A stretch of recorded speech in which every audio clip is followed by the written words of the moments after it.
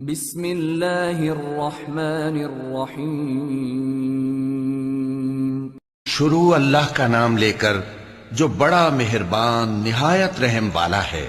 اے پیغمبر صلی اللہ علیہ وآلہ وسلم، جو عورت تم سے اپنے شوہر کے بارے میں بحث و جدال کرتی اور اللہ سے شکایت رنج و ملال کرتی تھی، اللہ نے اس کی التجا سن لی اور اللہ تم دونوں کی گفتگو سن رہا تھا۔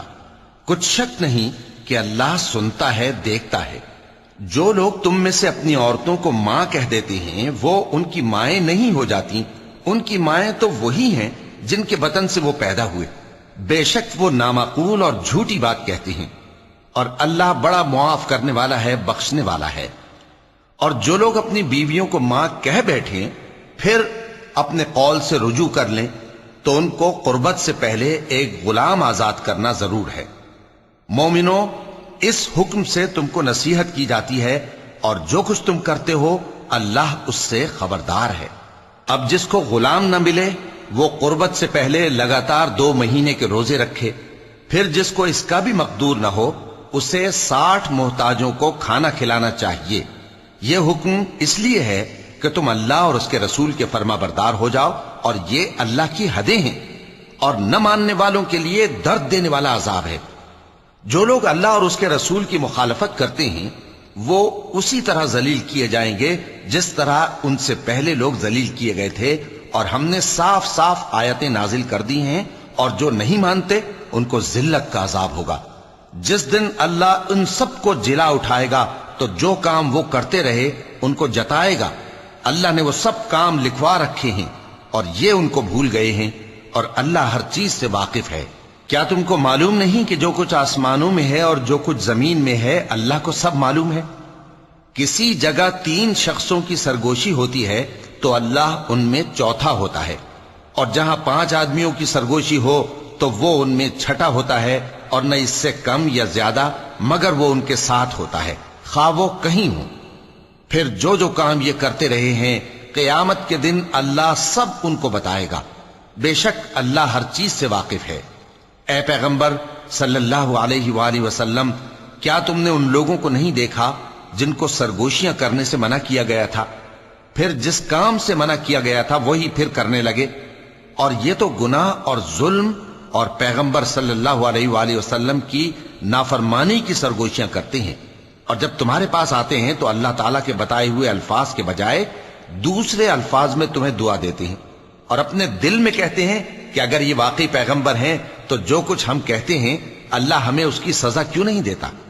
اے پیغمبر صلی اللہ علیہ وآلہ وسلم، ان کو دوزخ ہی کی سزا کافی ہے، یہ اسی میں داخل ہوں گے اور وہ بری جگہ ہے۔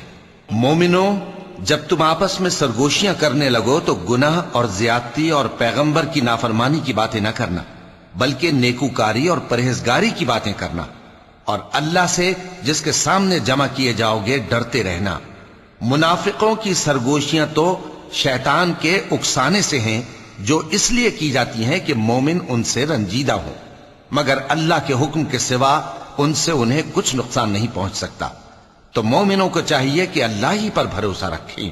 مومنوں، جب تم سے کہا جائے کہ مجلس میں کھل کر بیٹھو تو کھل کر بیٹھا کرو، اللہ تم کو کشادگی بخشے گا، اور جب کہا جائے کہ اٹھ کھڑے ہو تو اٹھ کھڑے ہوا کرو۔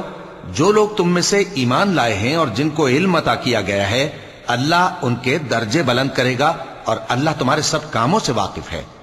مومنوں، جب تم پیغمبر کے کان میں کوئی بات کہو تو بات کہنے سے پہلے مساکین کو کچھ خیرات کر دیا کرو، یہ تمہارے لیے بہت بہتر اور پاکیزگی کی بات ہے، اور اگر خیرات تم کو میسر نہ آئے تو اللہ بخشنے والا مہربان ہے۔